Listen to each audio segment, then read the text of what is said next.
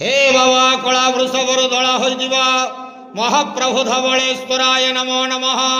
दीपम यदि परम ब्रह्म दीपम यदि जनार्दन दीपहरत मे पापो पूजा दीप नमस्तुते।